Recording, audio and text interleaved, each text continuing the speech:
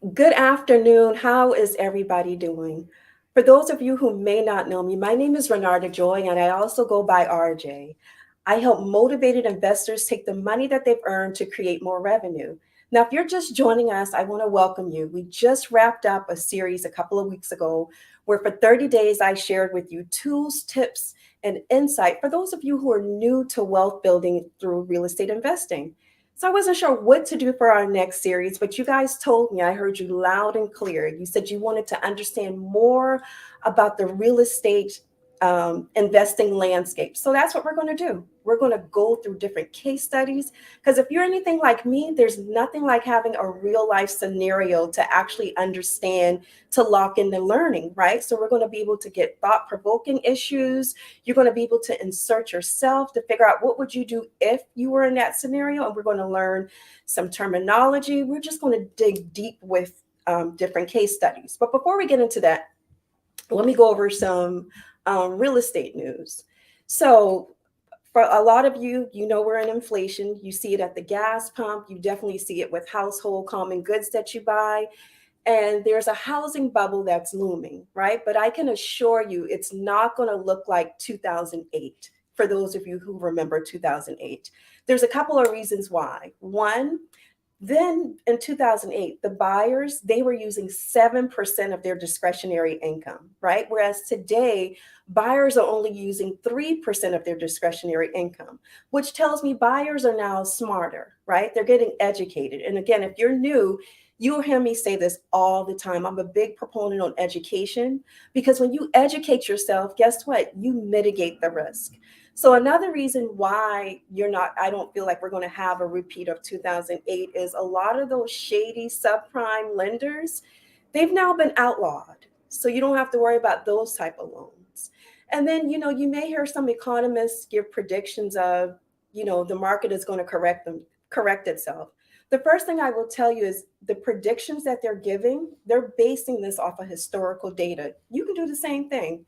What you need to understand is what market cycle are we in so that you can better position yourself to know what to do and when to buy. All right, so let's get into the series. Our new series that I'm super excited is called Pathway. Hey, Rosalind from NYC. It's called Pathway to Wealth Building. Again, for the next couple of weeks, we're going to go through different case studies and really break it down so that you can get a good understanding. Now, for those of you who are interested in being able to follow along, I have created a companion worksheet that you can download. It's also fillable. So if you wanted to use it on any of your devices, for those of you who are tech savvy, I've made it so that on any device you can fill it out there. Or if you're old school like me, you can print it out, get a binder. And at the end of the series, I will make sure that you get a copy of the actual case study. So every Sunday at 6 p.m. EDT, I will put the worksheet for the upcoming week so that you can follow along with me. Again, you can go to startingmylegacy.com where again you can download or you can fill it out. All right, so today's case is called the Anderson Street. I'm super excited.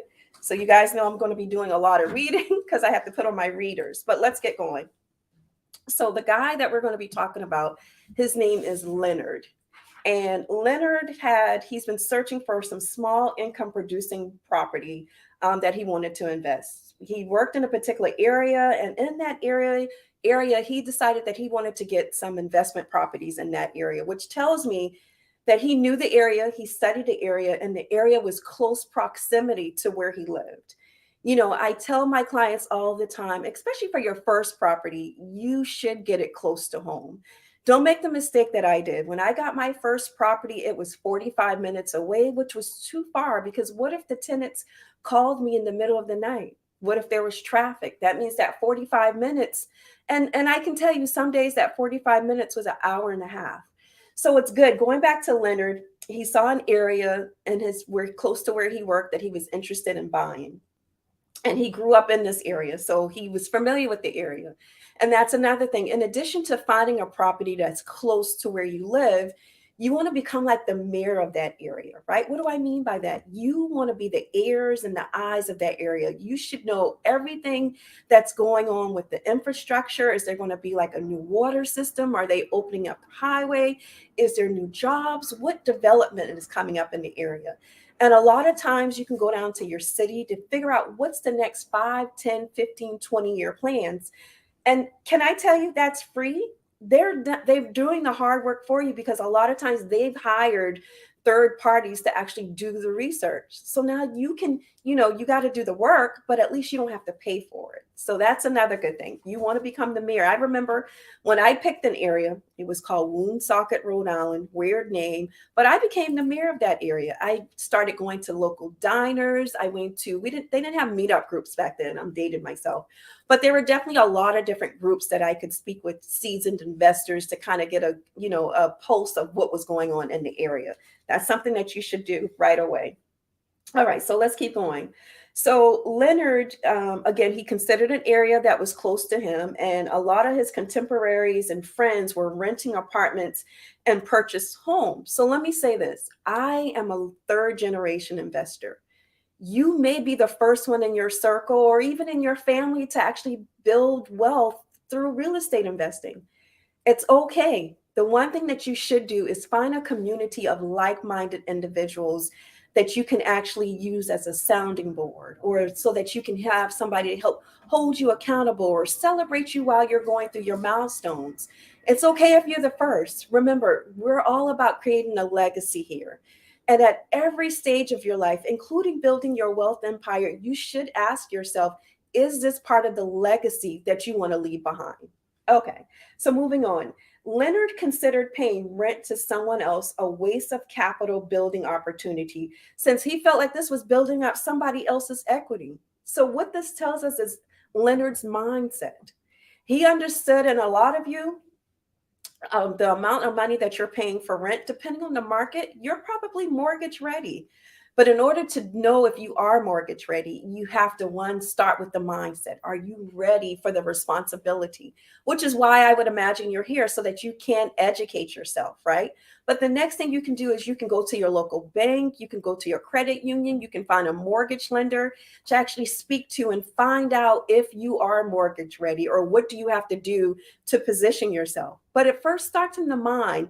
You have to make up in your mind that you're ready to shift into thinking of how you were doing things to now I want to build my wealth empire.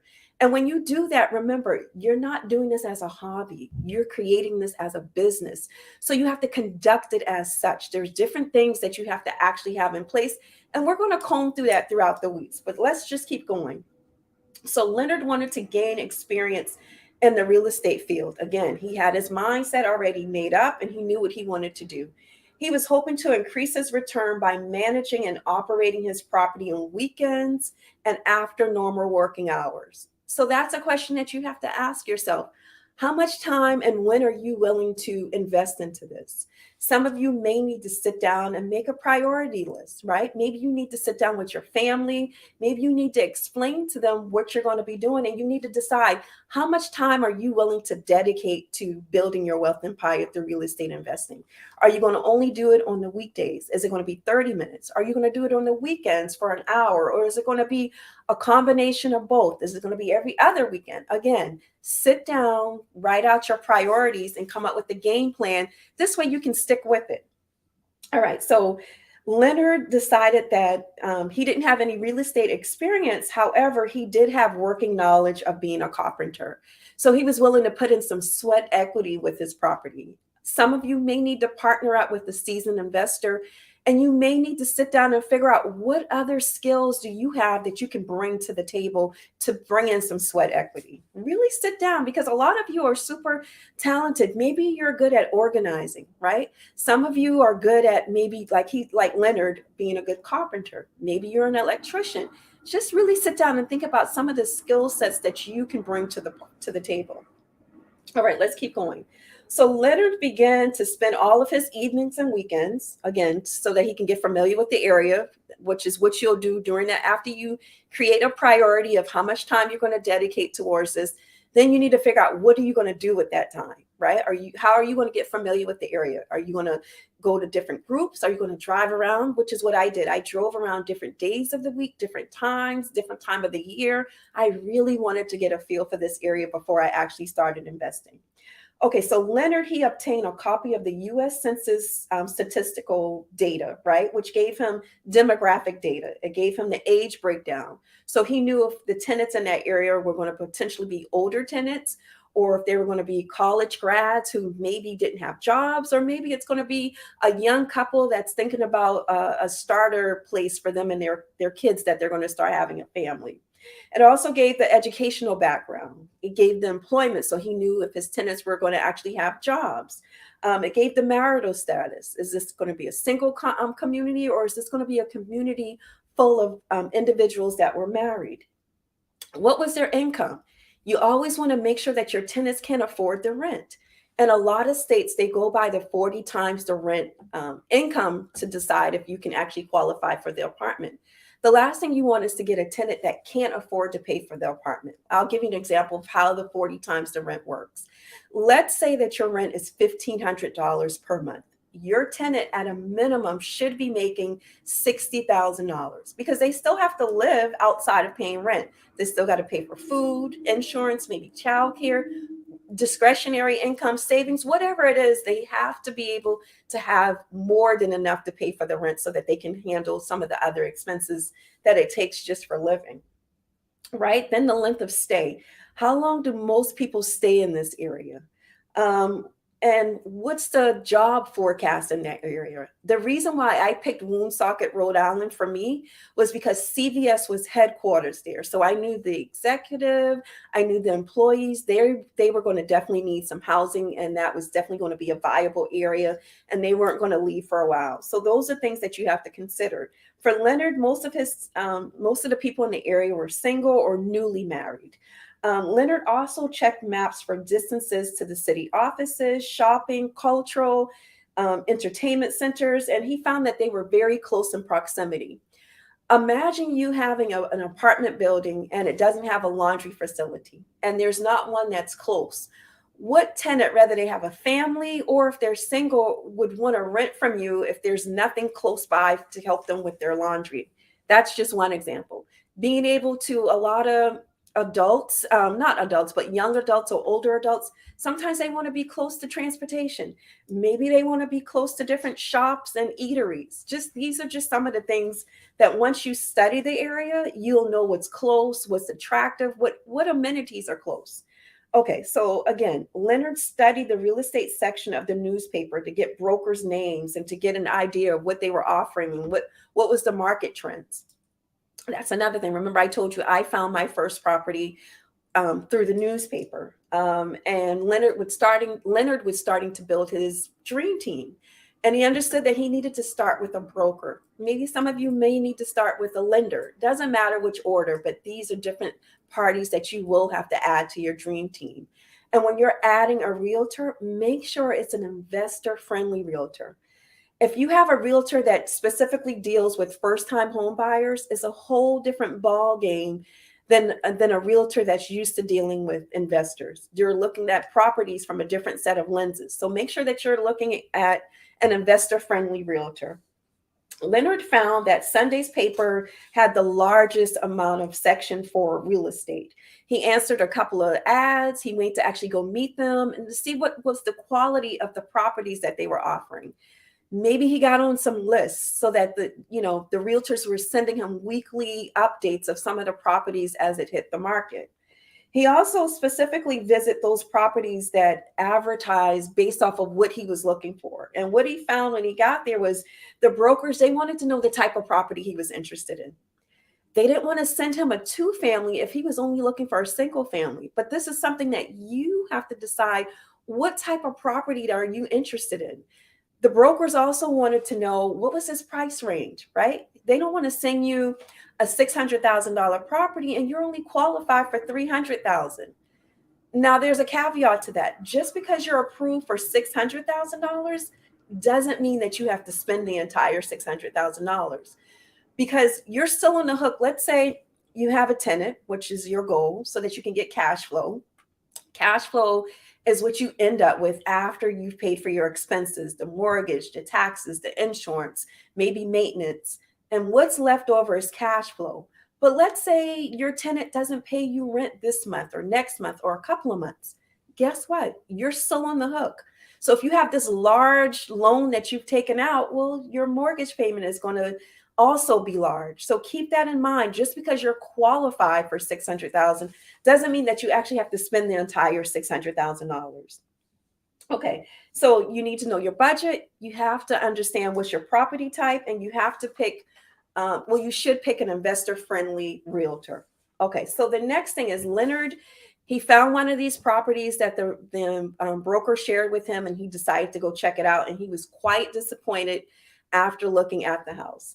He said he looked at the income statement, and just so you know, the income statement, again, you probably can't see this, but at the end of the series, I will make sure that you get a copy of the case study.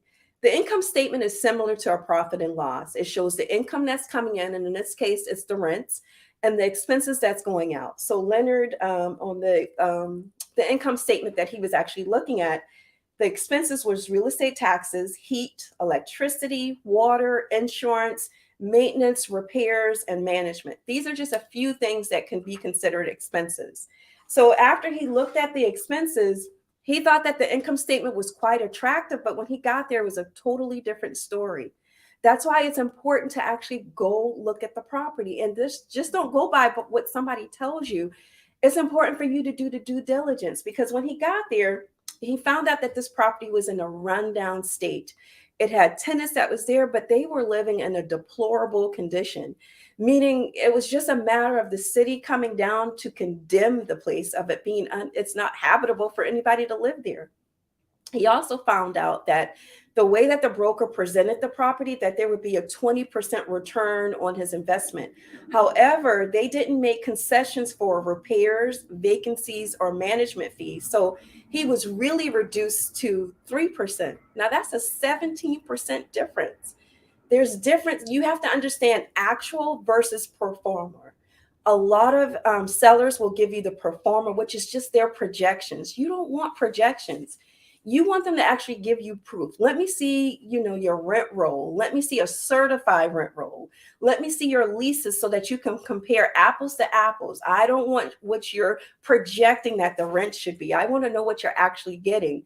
Because in Leonard's case, when he spoke to the tenant actually was offered $675 for rent, but the seller actually put down that he was getting $810 for rent. And how he was able to do that was he gave this tenant 2 months free. And so for 10 months, he buffered it to make it look like he was getting $810, but he was really getting $675. Again, it's important to look at the information so that you know exactly what you're looking for.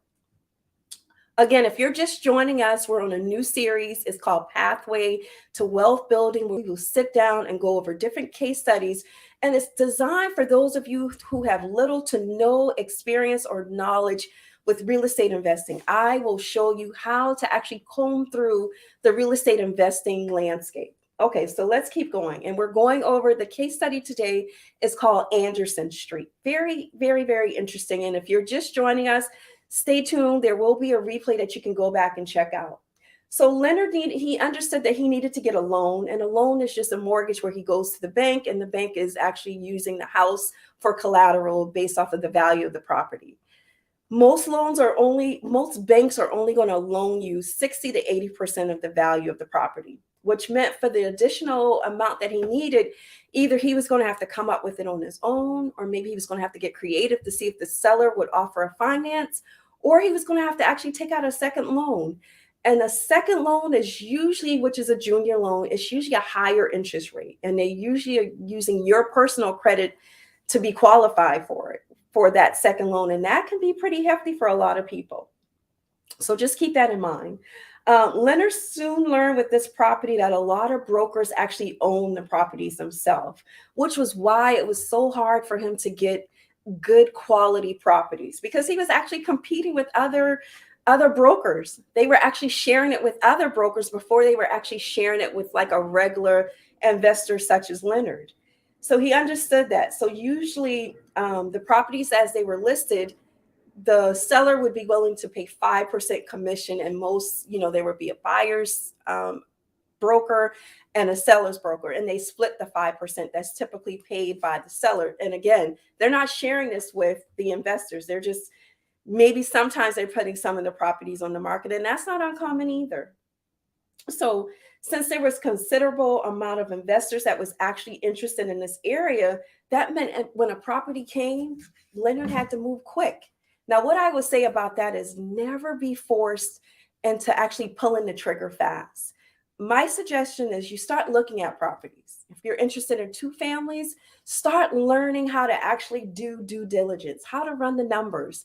And if you need help around that, if you need support, reach out to me, because that's what I do with my clients. I teach them of how to determine if you have a deal or no deal. There's a lot of different metrics that we have to run through, and that after a while you just get sooner, quicker, faster with it.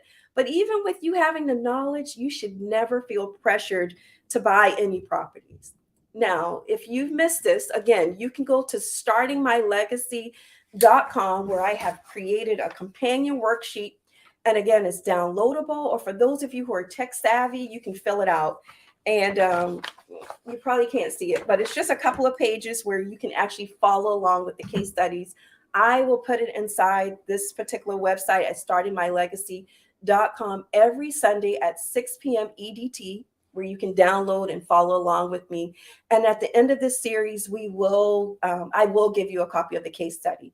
So again, I want to hear from you. I am so excited about this series because now we get to dig a little bit further, and we can tease out if you have any questions, if you've gotten any value, or if you have any comments, please feel free to leave it in the comment section. And if you're watching this outside of my Facebook business page, I invite you to come and join me at renardajoylive.com. Again, that's renardajoylive.com. Now, I don't want you to join for the likes. I want you to join so that you can get updates and so that you can build your arsenal, so that you can become an informed investor, what I call a legacy setter. We have to work together. And I look forward. Next week, we will do this every week, every Monday at 7:30 EDT time. And if you have any questions, and if you're just joining us, be sure to go back and watch this. We will start to do this every Monday. So you guys have a great week, and I will see you next week.